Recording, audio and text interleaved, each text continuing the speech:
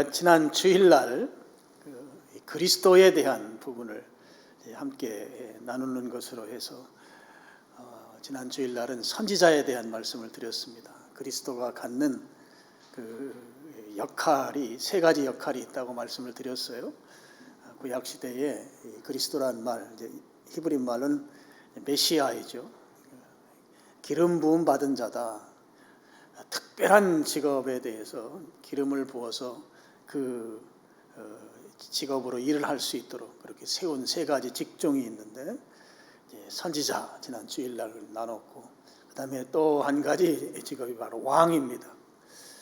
오늘 왕에 대해서 좀 나누려고 합니다. 그 다음에 세 번째는 제사장인데요. 제사장은 내일 모레 주일날 함께 나눌 예정입니다. 예수님께서 그리스도로서 그 직분명이죠. 거기에 이제 왕의 역할이 포함되어 있다고 하는 것이죠. 오늘 성탄 감사 예배 드리면서 오늘 말씀에도 32절 마지막 부분에 보면 주 하나님께서 그 조상 다윗의 왕위를 그에게 주리니, 그리고 33절 보면 영원히 야곱의 집을 왕으로 다스릴 것이며 그 나라가 무궁하리라, 그렇게 표현하고 있습니다. 이 본문은 우리가 수태고지라고 하죠. 마리아에게 가브리엘 천사가 와서 이제 예수님을 잉태할 것에 대해서 알려주는 수태고지 본문인데요. 그 본문에서 앞으로 예수님이 어떠한 일을 하실 것인가를 말씀하신 거예요. 그 중에 한 가지가 왕으로서 역할을 한다. 다윗의 왕위가 그에게 주어지고, 그리고 야곱의 집을 왕으로서 다스린다. 야곱의 집은 바로 오늘 믿음의 사람들, 신자들을 말하는 것이고 또 교회를 말하는 것입니다. 영원히 왕으로서 통치하실 것이다. 그렇게 말씀하셨습니다. 예수님께서 이 땅에 오실 때 아기의 모습으로 오셨습니다. 오실 때 이미 천사는 왕으로 오신다고 하는 것을 태어나는 그 시간에 아예 잉태할 때 그것을 고지해 주신 거죠. 말씀해 주신 것입니다. 예수님께서 왕으로 오시는 것에 대해서 구약 성경에서도 이미 예언을 해놓고 있습니다.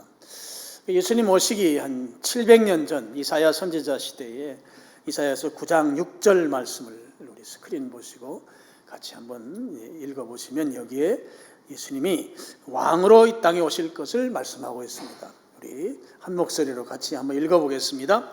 이는 한 아기가 우리에게 낳고 한 아들을 우리에게 주신 바 되었는데 그의 어깨에는 정사를 메었고 그의 이름은 기묘자라 묘사라 전능하신 하나님이라 영존하시는 아버지라 평강의 왕이라 할 것입니다.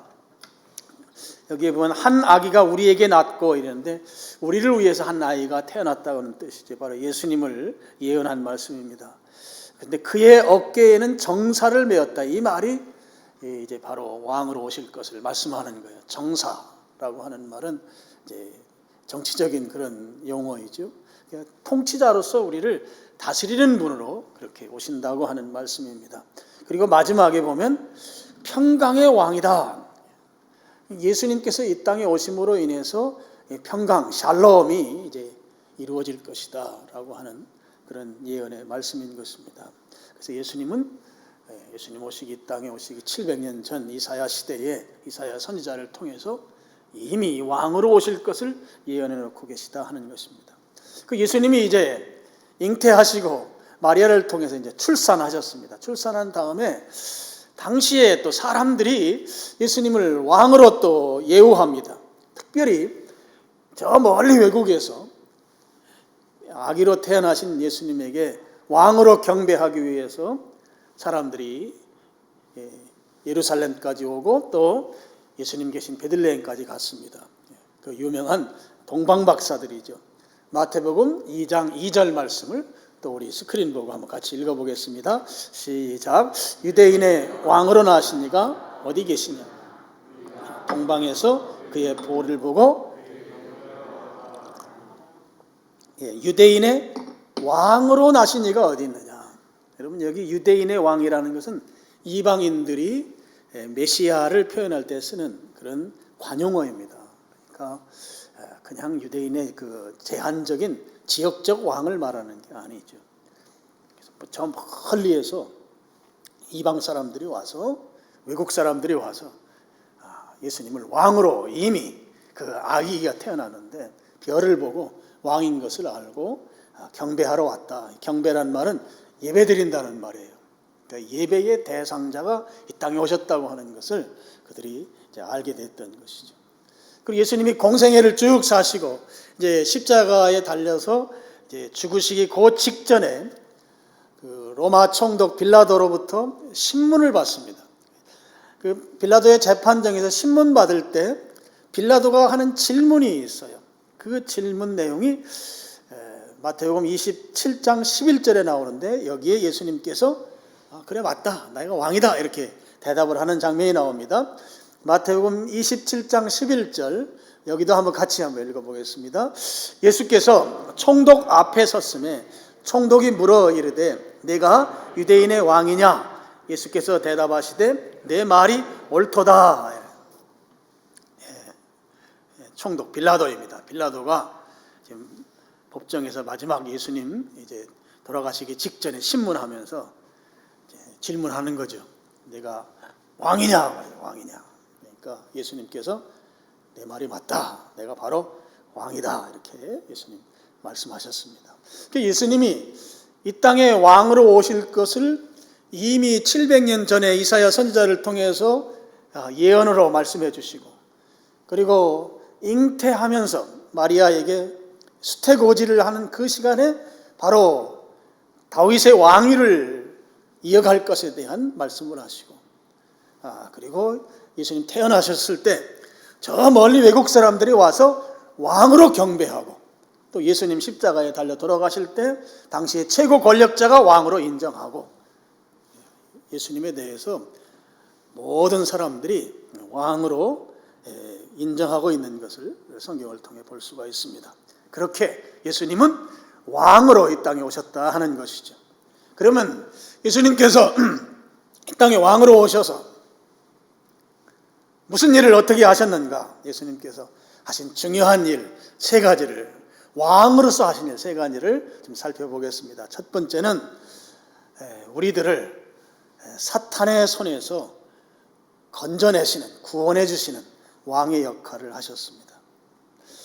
여러분, 고대의 왕은 어떤 왕인가 하면 군왕이에요. 군대 할 때 그 군자를 써서 군왕입니다. 그래서 전쟁하게 되면 왕은 왕궁에 있는 것이 아니고 말 타고 맨 앞장서서 전쟁터에 나갑니다. 그래서 외적의 침략을 왕이 직접 전쟁터에 나가서 방어를 하고 공격해서 외적들이 침입하지 못하도록 무찌르는 역할을 하는 거죠.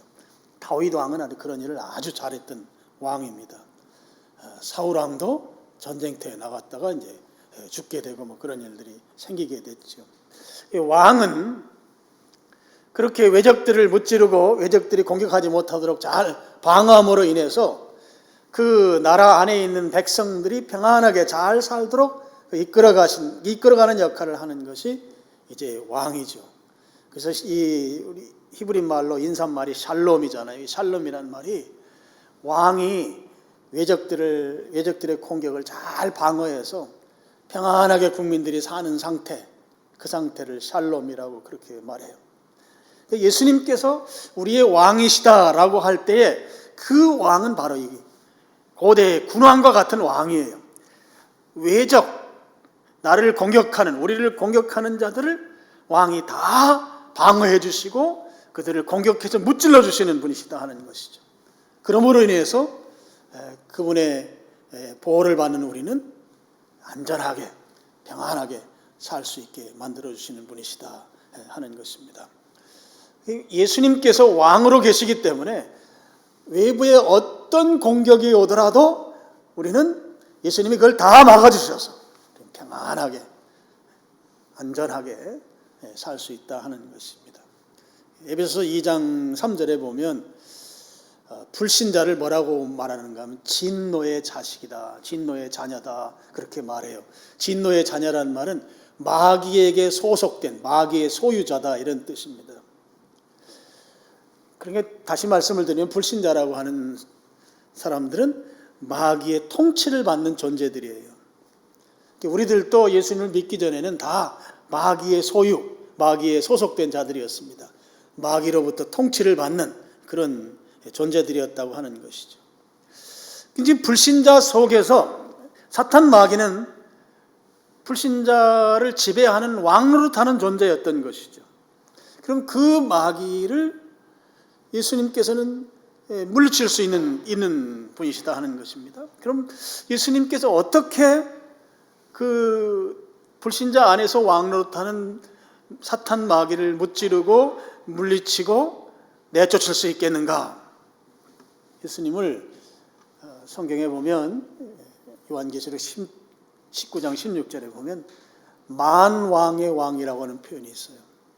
이 말은 무슨 말인가 하면 예수님이 왕은 왕인데 그 세상의 모든 권력, 모든 힘, 능력을 능가하는 그 위에 있는 분이시다 하는 것이죠. 그러니까 예수님을 능가하는 존재는 없다고 하는 말이에요. 이게 만왕의 왕이신 예수님이 가지고 계시는 그 왕적 권위가 있어요. 그 권위로 사탄 마귀는 쫓겨나는 것입니다. 예수님이라고 하는 분이 갖고 계시는 그 영적 권위라고 하는 것은 이건 상상할 수 없는 놀라운 능력 있는 그런 권위라고 하는 거죠. 마귀는 알아서 일곱 길로 도망가도록 그렇게 되어 있는 것이죠. 그래서 왕이신 예수님의 그 권위, 왕된 예수님의 이 권위로 마귀는 쫓겨나게 되어 있다 하는 것입니다. 여러분 에베소서 1장 21절 22절 한번 스크린 보시고 여기 제가 읽으면서 설명하겠습니다. 모든 통치와 권세와 능력과 주권과 이 세상뿐 아니라 오는 세상에 일컫는 모든 이름 위에 뛰어나게 하시고, 이게 예수님에 대해서 하나님께서 주신 통치와 권세와 능력과 주권은 그건 하나님을 대적하는 어떤 영적 반대 세력들을 말하는 용어예요. 여기에서 말하는 통치, 권세, 능력, 주권. 그리고 지금 세상뿐만 아니라 오는 세상에서도 그 어떤 인격체보다도 어떤 이름보다도 뛰어나게 하신다고 하는 건, 뛰어나다는 말은 그 위에 있다는 말이거든요. 그 위에서 세상에 아무리 뛰어난 존재, 능력 있는 존재가 있더라도 예수님은 항상 그 위에 있는 분이시다는 거예요. 그보다 더 능력이 있고 그보다 더 세고 그보다 더 실력 있는 분이 바로 예수님이시다. 그래서 22절 또 만물을 그의 발 아래에 복종하게 하시고 그를 만물 위에 교회의 머리로 삼으셨다. 그 세상에 있는 통치, 권세, 능력, 주권 이런 건 다 영적 세력들, 하나님을 반대하는 영적 세력들. 그러니까 바꿔 말씀을 드리면 사탄 마귀와 그 수하에 있는 졸개들인 귀신들을 포함한 그 모든 세력보다 예수님 훨씬 더 뛰어나신 분이다 하는 거죠. 그 위에 계신 분이다. 더 세신 분이시다. 여러분, 세상에 있는 어떤 영적인 존재들보다 예수님이 훨씬 더 강력하고 세신 분이십니다.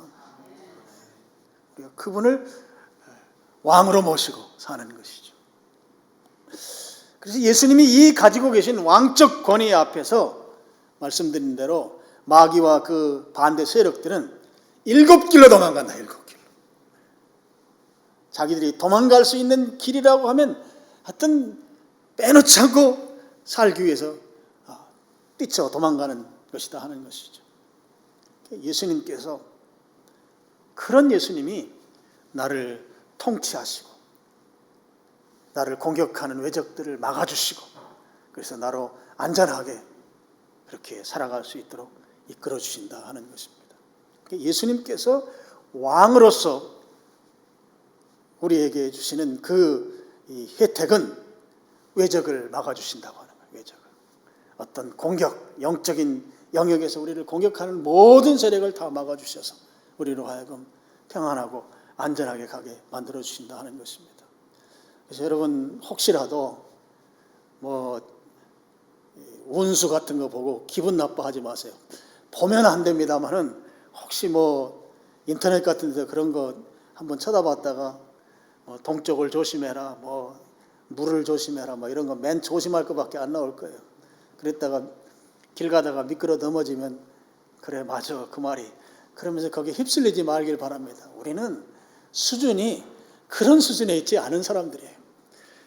예수님은 그보다 훨씬 위에서 능히 이기시는 그 권위를 가지신 분이에요. 그분의 우리 보호를 받고 그분의 통치를 받고 그분의 다스림을 받는 존재란 말이에요. 여러분 이 사실을 믿으시길 축원합니다.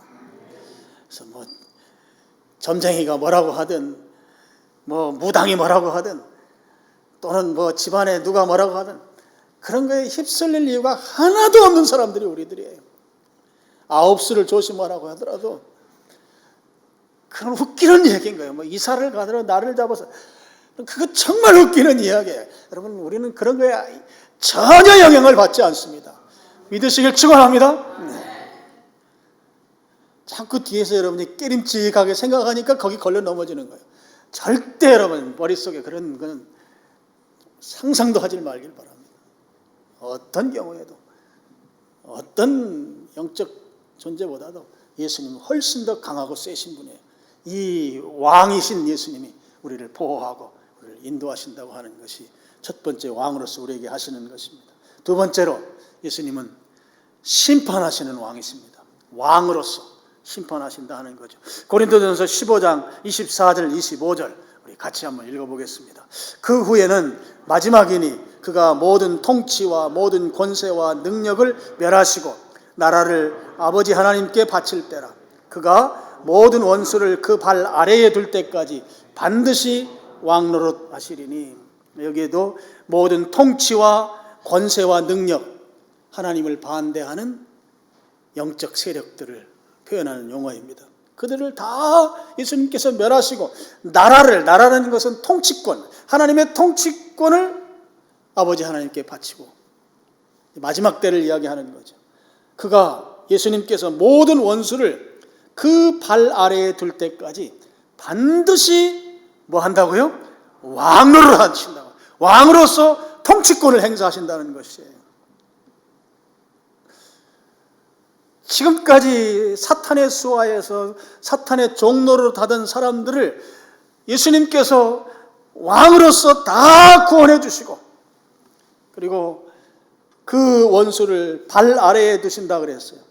발 아래에 둔다고 하는 말은 여러분 고대 이 전쟁에서 싸우고 나서 승리하면 적장을 때려 눕히고 그 적장의 이 해골 위에, 머리통 위에 발을 얹어놓고 그 승리를 선포하는 그 세레머니가 있어요.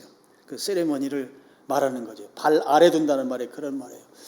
이번에 성지 순례 가셨던 분들은 갈멜산에 가셔서 엘리야상을 보셨을 거예요. 엘리야상을 잘 보셨으면 여러분이 그 모습을 아마 보았을 겁니다. 못 보신 분들을 위해서 제가 사진을 보여드릴게요. 자, 여기 보면 제 갈멜산에 있는 엘리야상입니다. 손에 든 칼은 그 당시에 그 바알 신을 섬기는 그 사제들 450명을 때려 눕혀가지고 칼이 저렇게 휘어졌다고 하는 설이 있어요. 그리고 그 발 아래 보세요. 발 아래 보시면 사람 하나 이렇게 눕혀놓고 거기에 발을 좀 올려놓고 있잖아요. 이게 승리 세레머니예요. 승리했다. 지금 고린도전서 15장 25절에도 모든 원수를 그 발 아래에 둘 때까지, 완전한 승리를 이룰 때까지 예수님은 왕으로서 통치권을 행사할 것이다 하는 것이죠. 예수님께서 진정으로 하늘과 땅의 모든 권세를 가지고 만왕의 왕으로서 승리할 때까지 세상을 심판하는 심판자로서 그렇게 왕의 권위를 가지고 왕권을 행사하실 것입니다. 여러분 마지막 심판주의 모습이 요한계시록 19장 15절 16절에 나와 있는데요. 거기도 한번 보시죠. 15절 그의 입에서 예리한 검이 나오니 그것으로 만국을 치겠고 친히 그들을 철장으로 다스리며 또 친히 하나님 곧 전능하신 이의 맹렬한 진노의 포도주 틀을 밟겠고, 여기까지만 읽으시죠. 여기 보면 예수님께서 마지막 때 입에서 검이 나오고 철장으로 다 들어. 예수님이 친히 다 심판하신다는 거예요. 친히.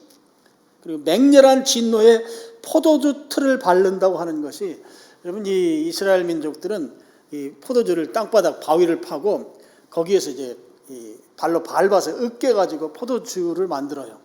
이렇게 몇 번 걸러서. 그래서 나중에 이제 가죽 부대에 담거든요.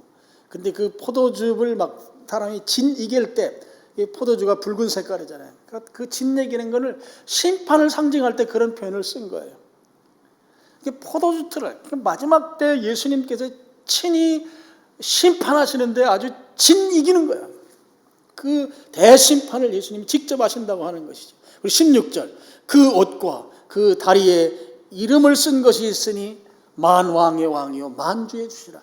이 일은 만왕의 왕이신 예수님께서 반드시 이 일을 이루실 것이다. 마지막 심판.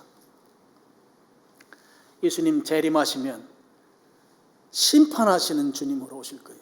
심판하시는 왕으로 오실 거예요. 여러분 지금의 예수님과 재림하실 때 예수님은 이제 지금은 은혜의 예수님이에요. 은혜의 주님.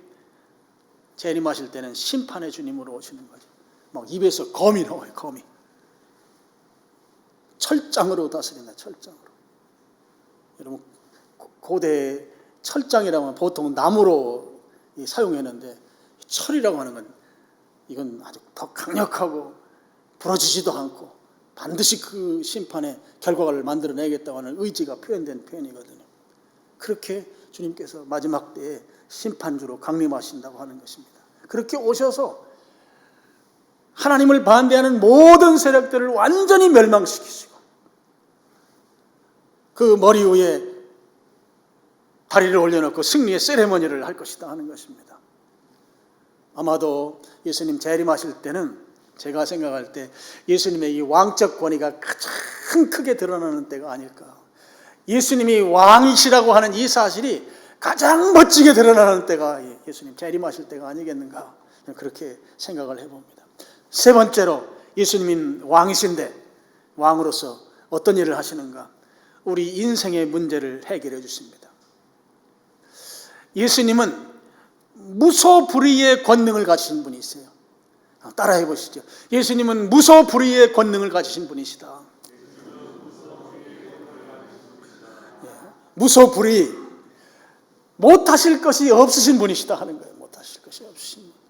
무소불위. 예수님이 가진 권능은 못하실 일이 없어요. 모든 일을 다 하실 수 있는 그런 왕적 권위를 가지고 계신 분이시다 하는 것이죠. 여러분 그분이 우리의 문제를 해결해 주신다고 하는 거예요. 예수님께서 그 막강한 능력을 가지고 계시기 때문에 우리 인간이 가지고 있는 근본적 문제들, 제일 근본적인 문제는 죄와 죽음의 문제이죠. 이 문제를 예수님이 왕적 권위를 가지고 해결해 주셨어요. 죄와 죽음의 문제. 세상에 어떤 것으로도 해결이 불가능한 이 죄와 죽음의 문제를 예수님이 해결해 주셨다고요. 그래서 우리에게 이 죄와 죄책감을 해결해 주셨기 때문에 참된 용서의 기쁨을 우리가 누릴 수 있게 됐어요. 예수님으로 말미암아. 우리의 죄를 자백하면 그분은 미쁘시고 의로우셔서 우리를 모든 불의에서 깨끗하게 하시는 거예요. 그러니까 우리의 죄를 용서해 주시는 분이시라고. 주님께 자백하면 어떤 죄라 할지라도 용서해 주셔서 내가 참된 용서의 기쁨을 누릴 수가 있어요. 사죄의 은총을 누릴 수가 있어요. 그 기쁨을 누릴 수 있게 만들어주신 분이 예수님이시다 하는 것입니다. 예수님께서 이 땅에 계시면서 초상집에 3번 가셨거든요. 3번 가셔서 다 초상집을 기쁨의 집으로 바꿔놓으셨어요. 죽은 자를 다 살려놓으셨다고요. 죽음의 문제를 해결할 수 있는 분이라고 하는 데몬스트레이션을 하신 거예요. 3번. 그래서 예수님이야말로 죽음의 문제를 해결하시고 스스로가 죽으셨다가 부활하심으로 말미암아 산 소망을 우리에게 주신 분이세요. 이 무소불위의 능력을 가지신, 이 왕적 권위를 가진 예수님입니다. 그런 주님께서 우리가 인간적으로 개인적으로 가지고 있는 크고 작은 문제들, 그리고 그것 때문에 고통하고 잠 못 자고 힘들어하는 그 문제들 주님은 능히 다 해결해 주시는 분이시다 하는 것입니다. 여러분, 병든 자를 예수님 공생에 다 고치셨어요. 장애인을 예수님은 공생의 기간에 예수님께 온 자들을 다 고쳐주셨습니다. 오늘날 병들고 병으로 인해서 힘들어하고 고난당하고 또 어떤 것들에 중독된 자들을 주님은 능히 왕적 권위를 가지고 치유하고 회복시킬 수 있다 하는 것입니다. 오늘 그 주님을 믿으시길 축원합니다. 여러분, 이렇게 우리 인생의 모든 문제를 해결해 주시는 그런 왕적 권위, 왕권을 가지신 분이 우리가 믿는 예수님, 예수 그리스도이시다 하는 것이죠. 이 예수님께서 그 왕권을 예수님의 제자들에게 그리고 오늘날 교회에게 그 왕권을 위임하셨다고 하는 사실을 우리가 알아야 합니다. 예수님께서 제자들에게 그 왕의 권능을 그들에게 주셔서 그들로 하여금 일하게 하셨습니다. 그럼 마태복음 10장 1절 말씀을 한번 스크린 보시고 같이 한번 읽어보시죠. 같이 읽겠습니다. 예수께서 그의 12 제자를 부르사 더러운 귀신을 쫓아내며 모든 병과 모든 약한 것을 고치는 권능을 주십니다. 여러분, 제자들에게 예수님이 하시는 그 일을 똑같이 할 수 있도록 예수님 제자들에게 그 권능, 이 왕적 권위를 주신 거예요. 귀신을 쫓아내는 능력, 모든 병과 모든 약한 것을 고칠 수 있는 권능을 제자들이 갖게 됐다고 하는 것입니다. 여러분, 예수님의 제자이십니까? 그럼 여러분, 우리에게도 이 능력이 있는 줄로 믿으시길 바랍니다. 있습니다. 아멘. 있습니다.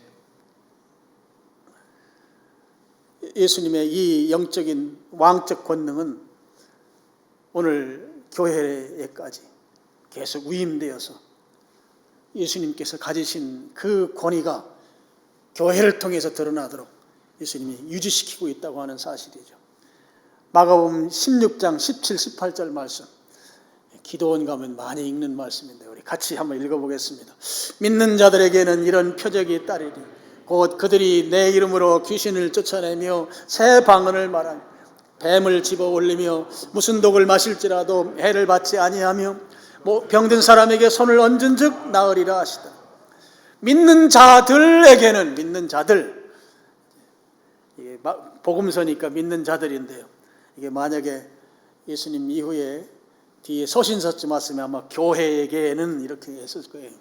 믿는 자들에게는 이런 표적이 따르리니 예수님의 이름으로, 예수님의 왕적 권위로 귀신을 쫓아내며 새 방언을 말하며 사람이 바뀌는 거예요.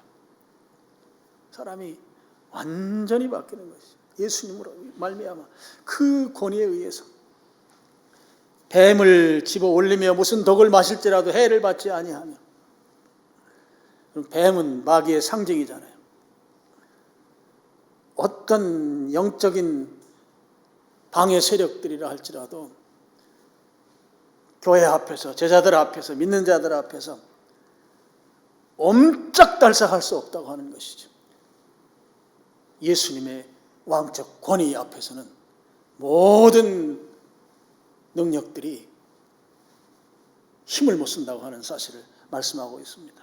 그리고 병든 자에게 손을 얹은 즉 나으리라. 병든 자를 위해 기도하면 병이 치유된다고 하는 사실인 것이죠.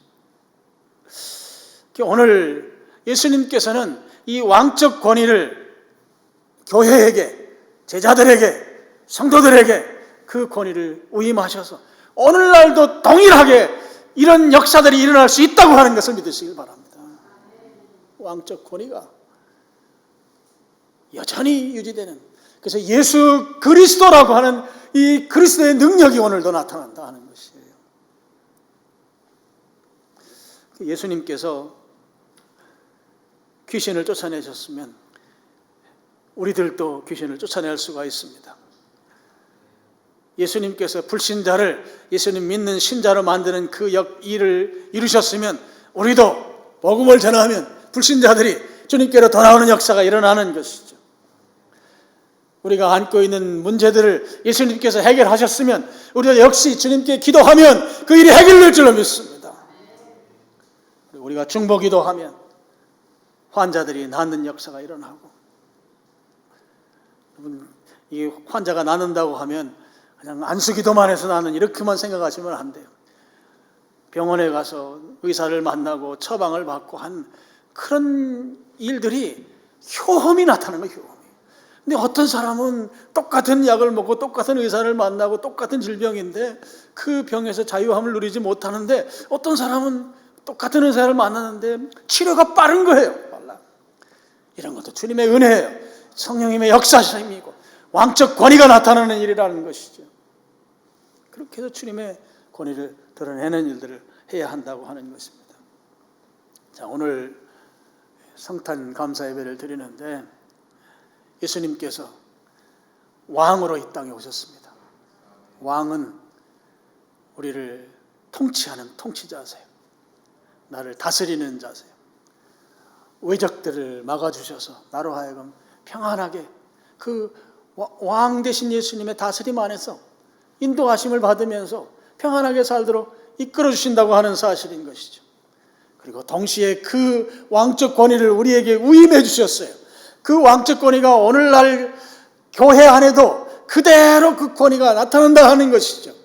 거기에 우리가 쓰임 받고 있습니다. 우리를 통해서 그 일들이 나타날 것이에요. 나타나고 있습니다. 그 일을 우리가 순종하며 나가야 하는 것이죠. 그러면 우리는 누구예요? 예수님이 왕이면 우리는 왕자이고, 예수님이 왕이면 우리는 그분의 공주인 것이죠. 그래서 오늘 주님 오신 날, 성탄절날 이 기념하는 감사 예배에서 주님의 그 왕되심이, 그리고 그 권위가 오늘 우리에게 그대로 위임됐다고 하는 사실을 믿으시고, 여러분 믿음으로 기도하세요. 믿음으로. 왕이신 하나님, 모든 왕 중에 왕이신, 만왕의 왕이신 그 왕의 권위가 오늘 우리에게 위임됐다고 하는 이 사실을 내가 확실하게 믿으시고, 내가 내 머리 위에 손을 얹고 나를 위해 기도하고 왕적 권위를 가지고, 또 여러분의 자녀를 위해서 자녀의 머리 위에 손을 얹고 자녀의 잘됨을 위해서 기도하고, 이 왕적 권위가 오늘 우리에게 위임됐다고 하는 이 사실을 믿으시고, 그렇게 주님, 왕 되신 주님의 왕자와 공주처럼 그렇게 당당하게 사시는 여러분 되시기를 주님의 이름으로 축원합니다. 기도하겠습니다. 아버지 하나님, 감사합니다.